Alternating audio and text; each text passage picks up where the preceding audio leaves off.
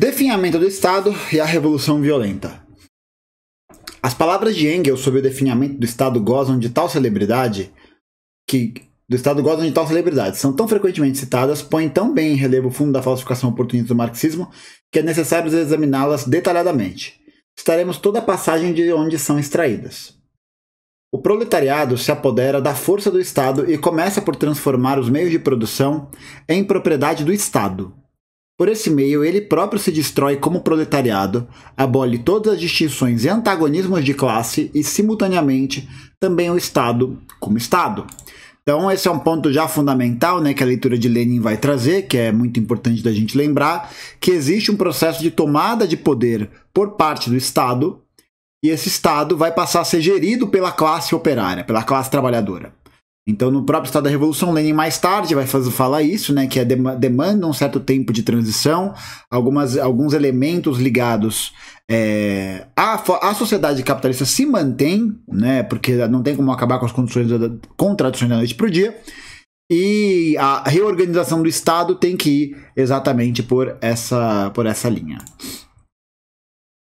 A antiga sociedade, que se movia através dos antagonismos de classe, tinha necessidade do Estado, isto é, de uma organização da classe exploradora em cada época para manter as suas condições exteriores de produção e, principalmente, para manter pela força a classe explorada nas condições de opressão exigidas pelo modo de produção existente: escravidão, servidão, trabalho assalariado. Então esse é um ponto fundamental que a gente tem que sempre lembrar, né? O Estado ele funciona, como o Lenin já apontou lá no começo do capítulo. Se você ainda não leu, se você está chegando aqui pela primeira vez, dá uma olhada no primeiro vídeo sobre esse tema, que vai ser fundamental para que você possa compreender todo esse raciocínio. Mas o que o Estado vai operar com uma instituição que vai garantir o poder jurídico, político e militar dos exploradores sobre os explorados. Em diferentes épocas, em diferentes desenhos sociais, mas sempre em vista de garantir essa supremacia. O Estado era o representante oficial de toda a sociedade, a sua síntese num corpo visível, mas só o era como Estado da própria classe que representava em seu tempo toda a sociedade. Estado de cidadãos proprietários de escravos na antiguidade. Aqui ele está se referindo especificamente a Atenas, né? Lembra aí que o Estado ateniense é constituído a partir dessa separação social de quem é considerado cidadão e de quem não é, né? E considerado também, lembrar da perspectiva que essa ideia, né, de uma cidadania tal qual existia em Atenas vai tentar ser reproduzida nos Estados Unidos, né? Sob os mesmos princípios, que é a exclusão daqueles que não são considerados cidadãos, daqueles que são escravizados, daqueles que não vão fazer parte de da linha política de uma classe dominante, né? O voto nos Estados Unidos vai ser censitário por algum tempo, também não vai ter direito ao voto à mulher, escravizar, e eles mantêm a escravidão, né? Baita democracia essa aí. Mas é isso aí, vamos lá. Estado da nobreza feudal, na Idade Média, e Estado da burguesia de nossos dias. Mas, quando o Estado se toma, finalmente, representante efetiva da sociedade inteira, então toma-se supérfluo. Uma vez que não haja nenhuma classe social a oprimir, uma vez que com a soberania de classe e com a luta pela existência individual, baseada na antiga anarquia da produção, desapareçam as colisões e os excessos que daí resultavam. Não haverá mais nada a reprimir, e um poder especial de repressão, um Estado, deixaria de ser necessário. O primeiro ato pelo qual o Estado se manifesta realmente como representante de toda a sociedade, a posse dos meios de produção em nome da sociedade, é, ao mesmo tempo, o último ato do próprio Estado. A intervenção do Estado nas relações sociais se vai tornando supérflua, daí por diante desaparece automaticamente. Exatamente porque se o Lenin trouxe lá nas primeiras leituras que o Estado é essa entidade responsável por mitigar os antagonismos de classe, então a partir do momento que a gente tem a liberação da sociedade desses antagonismos de classe, isso significa necessariamente que o Estado vai deixar de existir, né? Então, nesse aspecto, o Estado ele não vai ser... Ele vai até falar mais tarde, né? Então eu vou continuar fazendo a leitura aqui. O governo das pessoas é substituído pela administração das coisas e pela direção do processo de produção, que é basicamente essa defesa do modelo de economia planificada, de um Estado mais centralizador, mas que fundamentalmente tem que ser controlado pela classe trabalhadora, para que esse processo possa ter um lastro na realidade. E por isso que esse processo não vai conseguir ser realizado, não vai conseguir ser produzido, a não ser por uma via revolucionária. Porque, afinal de contas, essas entidades, né, esses segmentos sociais que controlam o Estado, obviamente, não querem perder seu poder. O Estado não é abolido, morre. É desse ponto de vista que se deve apreciar a palavra de ordem de Estado livre do povo, tanto em seu interesse passageiro para a agitação, como em sua definitiva insuficiência científica. Caralho, recebi raid do load. Caralho, acabou. Acabou. Salve, rapaziada do Load Comics. Suave, boa noite aí. Nós estamos aqui lendo Lenin. Bom demais, gostoso demais. E depois dessa leitura de Lenin gostosíssima, gostosinha, a gente vai para os reacts. Porque eu fiquei devendo, né? Afinal de contas, eu fui para Limeira esse final de semana, aliás. Queria muito agradecer a Célula de Limeira, que me recebeu muitíssimo bem. Adorei o nosso papo, adorei a nossa convivência. Foi wonderful, beautiful. Então, muito obrigado mesmo. Muito obrigado. E aí, depois da leitura de Lenin, a gente vai direto para os reacts, beleza? Então, a gente só vai terminar, porque eu deveria ter feito isso no domingo. Não fiz porque eu estava cansado, aí eu tô fazendo agora. Então, vamos continuar. Tanto em seu interesse passageiro para a agitação, como em sua definitiva insuficiência científica. Igualmente, desse ponto de vista, que se deve apreciar a reivindicação dos chamados anarquistas, pretendendo que o Estado seja abolido de um dia para o outro. Inclusive, é nesse texto que o Lenin vai polemizar bastante com os anarquistas, porque ele vai defender essa ideia de que o Estado tem que ser uma via garantidora da emancipação da classe trabalhadora, tendo em vista que, pelo contexto internacional da época que se vivia, pelo contexto histórico que se vivia, era necessário que houvesse também um poder centralizado, controlado pela classe trabalhadora, e que pudesse garantir a supremacia, a continuidade da existência da classe. A abolição do Estado, para o Lenin, não vai servir para esse propósito, né? Tendo em vista que o Estado é essa entidade única e centralizadora desse processo. Não vou reagir ao Jornal Nacional. É isso, tá bom? Vamos continuar. Sem receio de erro, pode-se dizer que, de todo esse raciocínio de Engels, de uma notável riqueza de pensamento, só resta nos partidos socialistas de hoje, como verdadeira aquisição do pensamento socialista, a fórmula de Marx, segundo a qual o Estado morre, contrariamente à doutrina anarquista da abolição do Estado. Amputar assim o marxismo é reduzi-lo ao oportunismo, pois que, depois de um tal comentário, não fica senão a concepção de uma transformação lenta, igual, progressiva, sem sobressalto, nem tempestade, sem revolução.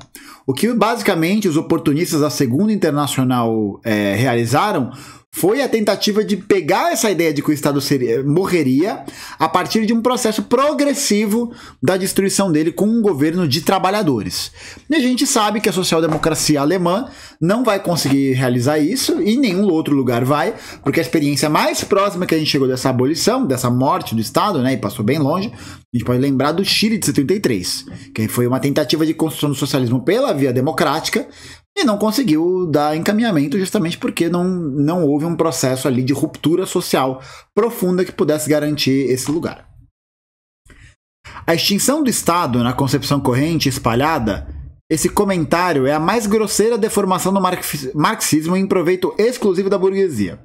Deformação baseada, teoricamente, na omissão das principais circunstâncias e considerações indicadas nas conclusões de Engels que acabamos de citar por extenso. Por favor, sobe o áudio da sua leitura no História Cabelo do Spotify para ouvir no busão. Pode deixar, tá bom? Vou tentar fazer isso. Não garanto nada. É porque eu não gosto de ficar mexendo no microfone, porque senão vem tudo, fica tudo cagado. Continuar aqui.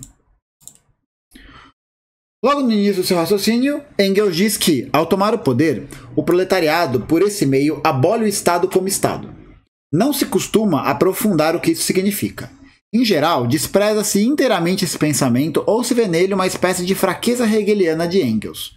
Na realidade, essas palavras significam, em síntese, a experiência de uma das maiores revoluções proletárias, a experiência da Comuna de Paris, de 1871, de que falaremos mais detalhadamente no lugar que lhe compete. De fato, Engels fala da abolição do Estado burguês pela Revolução Proletária, ao passo que suas palavras sobre o definhamento e a morte do Estado se referem aos vestígios do Estado proletário que subsistem depois da Revolução Socialista. Segundo Engels, o Estado burguês não morre, é aniquilado pelo proletariado na Revolução. O que morre depois dessa revolução é o Estado proletário ou semi-Estado. Então esse já é um outro ponto muito importante, né? O que o Engels está tratando aqui, fundamentalmente, é justamente essa perspectiva de que o Estado burguês será aniquilado por um processo revolucionário. Mas o fim do Estado não seria imediatamente após essa tomada de poder, mas sim depois de um certo tempo de elaboração desse Estado proletário que uma hora definharia com o avançar da divisão produtiva, do repensamento da produção social, do repensamento da reprodução social, do trabalho e da sociedade como um todo. O Estado é uma força especial de repressão. Essa notável e profunda definição de Engels é de uma absoluta clareza. Dela resulta que essa força especial de repressão do proletariado pela burguesia, de milhões de trabalhadores por um punhado de ricos, deve ser substituída por uma força especial de repressão da burguesia pelo proletariado, a ditadura do proletariado. Então, o que sinteticamente o Engels está aqui dizendo é que o projeto de poder socialista requer necessariamente um tipo de mecanismo que visa para garantir a continuidade da revolução operária, né, da revolução proletária, que haja, sim, um processo de repressão dos trabalhadores sobre a burguesia. Porque, afinal de contas, é essa burguesia que, em minoria, controla todos os meios de produção no mundo que a gente está inserido e, principalmente, vai aderir a lutas e a apoiadores estrangeiros para reaver as suas forças. Então, ele está falando nesse sentido, né? É necessário que haja uma repressão, não dos de cima para os de baixo, mas dos de baixo para os de cima, o que até parece um pouco contraditório, né? Pensar o de baixo oprimindo de cima, bom, xibom, xibom, bom, bom, né? Enfim, vamos lá. É nisso que consiste a abolição do Estado como Estado. Então, essa abolição do Estado que ele está tratando é uma abolição do Estado burguês. Não uma abolição do Estado geral. Não nesse momento, pelo menos. É nisso que consiste o ato de posse dos meios de produção em nome da sociedade. Consequentemente, essa substituição de uma força especial, a da burguesia, por outra força especial, a do proletariado, não pode equivaler para aquela a um definhamento. Esse definhamento, ou para falar com mais relevo e cor, essa letargia coloca Engels claramente no período posterior ao ato de posse dos meios de produção pelo Estado em nome da sociedade, posterior, portanto, à Revolução Socialista. Acabei de ver que não está mostrando, desculpa. Todos nós sabemos que a forma política do Estado é, então, a plena democracia. Mas nenhum dos oportunistas que impudentemente desvirtuam o marxismo concebe que Engels referia à letargia e à morte da democracia. À primeira vista parece estranho, mas só é compreensível para quem não reflete que a democracia é também Estado, e por conseguinte desaparecerá quando o Estado desaparecer. Então esse é um elemento analítico muito interessante, né, que o Lenin está tratando aqui, que é pensar que o próprio processo democrático é um processo político de inserção no Estado burguês. No Estado burguês. Então, a partir do momento que a gente tem a destituição do Estado burguês, o que a gente vai acabar tendo como produção dessa destituição é até o fim das formas de organização política, como, por exemplo, a democracia que a gente conhece. Então, vamos continuar. Só a revolução pode abolir o Estado burguês. O Estado em geral, isso é, a plena democracia, só pode definhar. Então, o que ele está dizendo aqui é que o modelo de sustentação do Estado na época que ele está vivendo é esse modelo de sustentação que mantém, de certa maneira, a democracia operando no Estado. Então, a partir da democracia, só é possível fazer com que o Estado se enfraqueça, mas não que ele acabe. Então, essas forças sociais da luta de classes não vão se encerrar a partir desse processo realizado dentro da própria via democrática, porque é um impeditivo circunstancial, né? É uma circunstância que a burguesia tem que manter seu poder, tem que manter seu controle para garantir o seu domínio sobre todos os outros grupos. Ao anunciar a sua famosa fórmula "O Estado morre", Engels apressou-se a precisar que essa fórmula é dirigida contra os oportunistas e contra os anarquistas, e coloca em primeiro lugar o corolário que atinge os oportunistas. Pode-se apostar que, em 10 mil pessoas que leram essas linhas ou ouviram falar do definhamento do Estado, 9.900 ignoram absolutamente ou fingem esquecer que Engels não dirigia as conclusões da sua fórmula apenas contra os anarquistas. Porque esse é um negócio que a social-democracia alemã vai fazer muito. Vai pegar os escritos do Marx e do Engels, especialmente os escritos revolucionários, e vai tentar transformar em outra coisa. Como a gente já viu, né, dirigentes nacionais aí do PSOL que citam Lenin errado, né, que citam uma frase do Lassalle dizendo que é uma frase do Lenin. Então os oportunistas vão sempre tentar ludibriar a teoria do marxismo revolucionário, justamente para poder fazer com que esse marxismo revolucionário caiba dentro da caixinha de reformismo e da caixinha de definhamento proletário que essas ideologias reproduzem.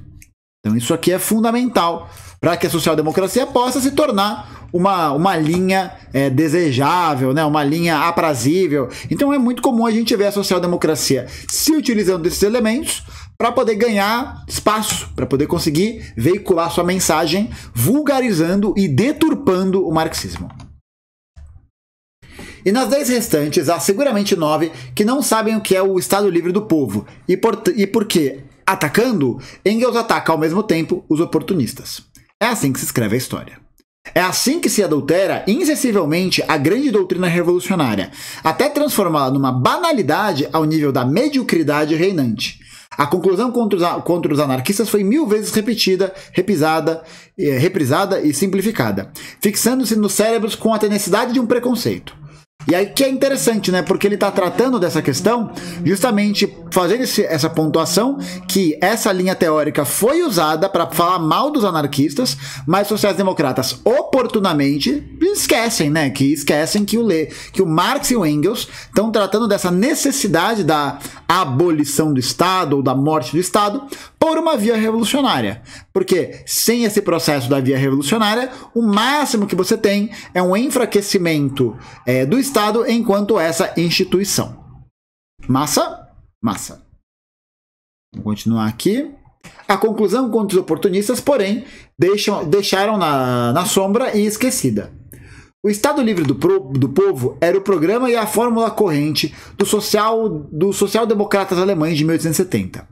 Essa fórmula não tem nenhum conteúdo político, não passando de uma pomposa expressão burguesa da ideia de democracia. Nossa, o Lenin também era pica, hein? Tá maluco, rapaz. Só. Vamos dali. Bom demais. Engels dispunha-se a justificar momentaneamente o seu emprego na agitação, na medida em que essa fórmula aludia legalmente à República Democrática.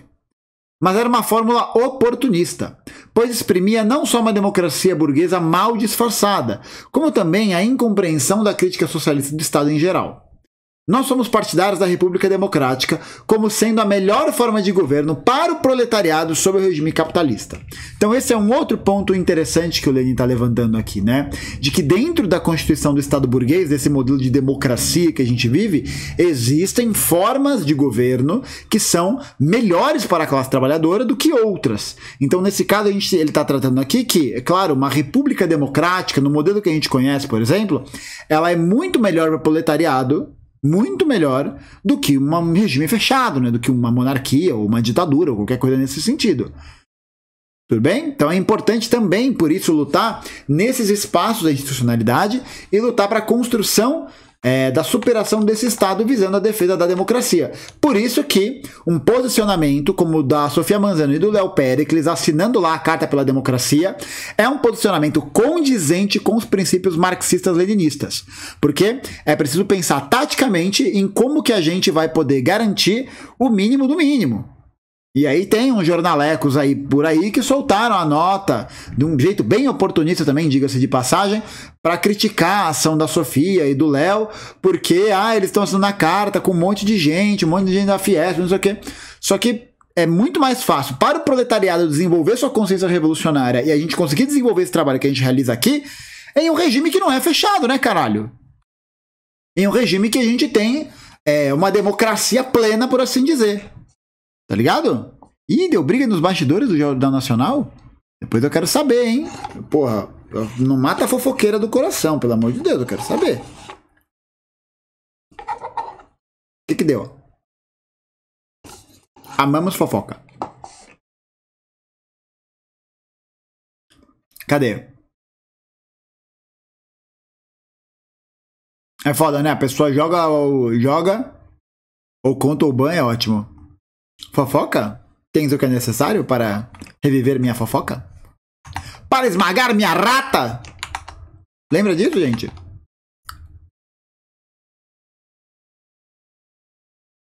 Não, enfim. Então depois a gente volta. Vamos lá. Nós somos partidários da República Democrática, mas andaríamos mal se esquecêssemos que a escravidão assalariada é o quinhão do povo, mesmo na República Burguesa mais democrática. Então o Lenin aqui está tratando que não, é importantíssimo a gente não esquecer disso, né? Sobre o processo de exploração. Esse react do JN não vai rolar? Não, gente. Não vai rolar. Chega de Bolsonaro. Tô por aqui já. E nem deu tanto view. A galera não quer ouvir ele, porque foda-se, né? É isso, foda-se. Não tô afim. É muito gimo, não dá não. Mais adiante. Todo Estado é uma força especial de repressão da classe oprimida. Um Estado, seja ele qual for, não poderá ser livre nem popular. Marx e Engels explicaram isso muitas vezes aos seus camaradas de partido, mais ou menos em 1870.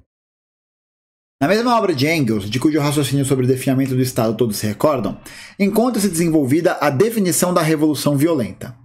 A apreciação do seu papel histórico torna-se, na obra de Engels, verdadeira apologia da revolução. Disso ninguém se lembra.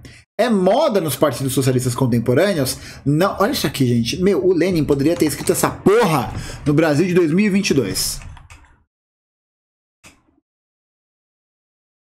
Cadê aqui? Gente, sem fludar o chat com bosta, por favor. Tá bom? Vamos lá. A apreciação do seu papel histórico torna-se, na obra de Engels, verdadeira apologia da revolução. Essa parte que eu já li. É moda, olha só como isso é atual, gente. É moda nos partidos socialistas contemporâneos não falar nem pensar nunca no assunto. Na propaganda e na agitação cotidianas entre as massas, essas ideias não desempenham papel algum. No entanto, estão indissoluvelmente ligadas à ideia do definhamento do Estado com a qual formam um todo. Eis a passagem de Engels. Que fofo, Nenê. Veio aqui fludar? Ah, uma pena, né? Pô, uma pena que... Putz. Que... Cadê aqui?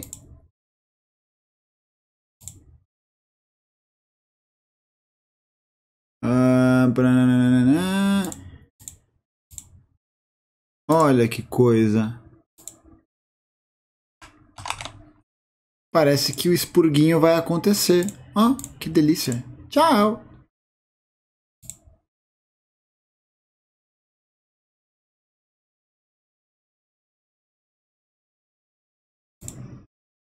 Não, porra. Pelo amor de Deus. É sempre um...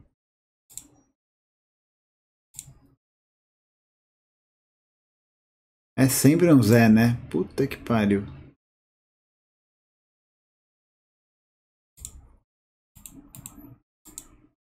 Sempre, sempre. Sempre um Zé.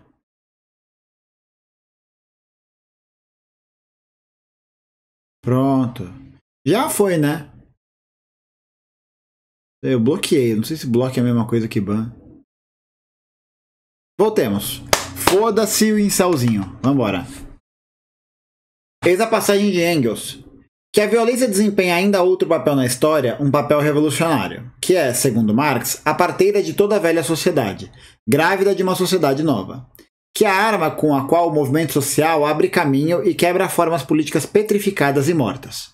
Sobre isso, o Sr. Düring silencia.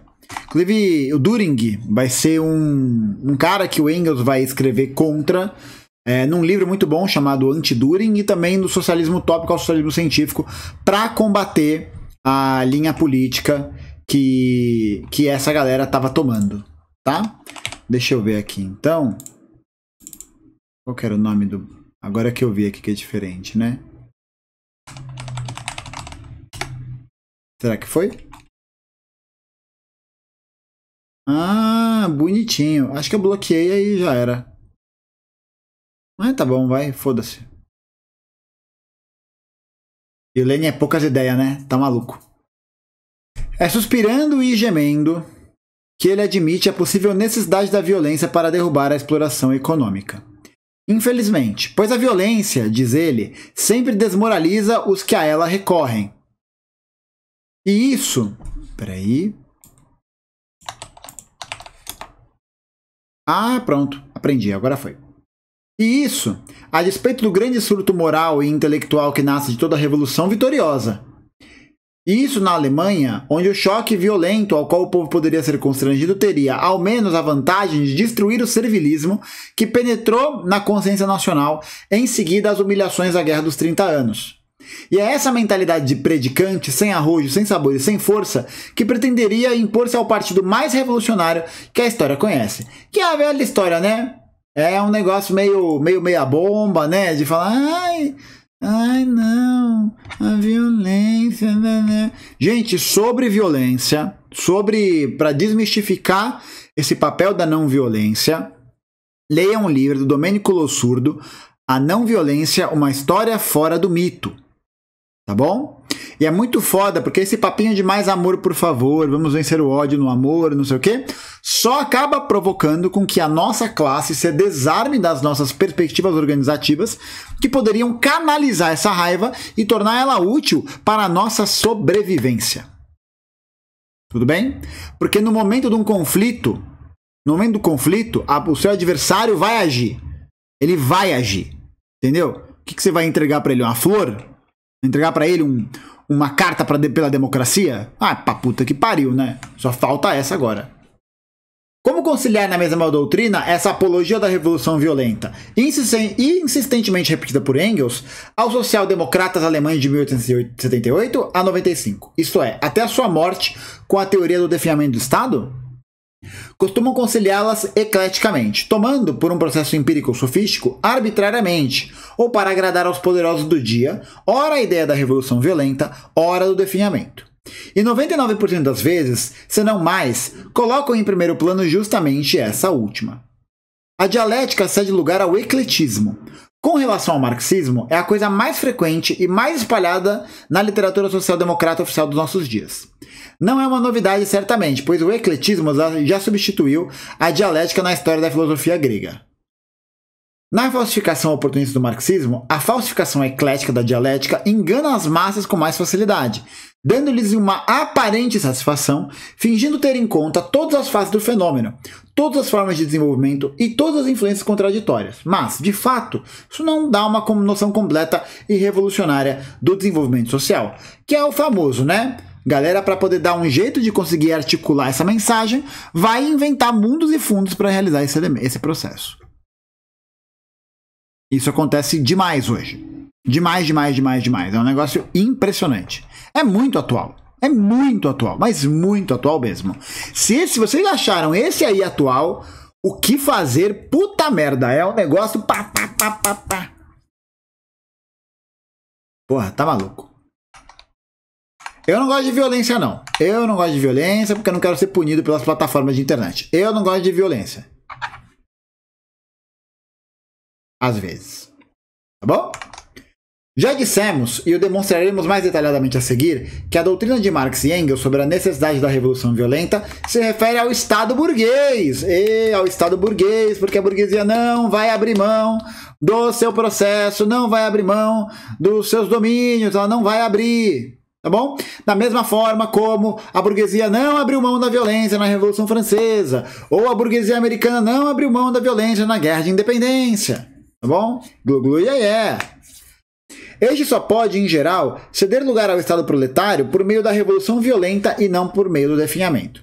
A apologia que Engels faz da revolução violenta está plenamente de acordo com as numerosas declarações altivas e categóricas de Marx, lembremos-nos do final de A Miséria da Filosofia e do Manifesto Comunista, sobre a inevitabilidade da revolução violenta. Lembremos-nos da crítica ao programa de Gotha em 1875, quase 30 anos mais tarde, em que Marx flagela desapiadadamente o oportunismo. Essa apologia de Engels não é, de certo, o produto do entusiasmo, nem das necessidades da declamação da polêmica. A essência de toda a doutrina de Marx e Engels é a necessidade de inocular sistematicamente nas massas essa ideia da revolução violenta. É a omissão dessa propaganda, dessa agitação, que marca com mais relevo a traição doutrinária das tendências social-patrióticas e cautskistas. Muito bom, né? Muito bom. Nossa senhora, muito bom. Bom demais o socialismo. Esse mesmo, bom demais esse socialismo aí. Bom demais. E quem fala que não gosta desse socialismo tá mentindo. Vamos lá. A substituição do Estado burguês pelo Estado proletário não é possível sem revolução violenta. A abolição do Estado proletário, isto é, a abolição de todo e qualquer Estado, só é possível pelo definhamento. Marx e Engels desenvolveram essa teoria por uma forma detalhada e concreta, estudando separadamente cada situação revolucionária e analisando as lições fornecidas pela experiência de cada revolução em particular. Passemos a essa parte da doutrina que é, evidentemente, a mais importante. Bom demais, né? Puta merda, velho. Bom demais.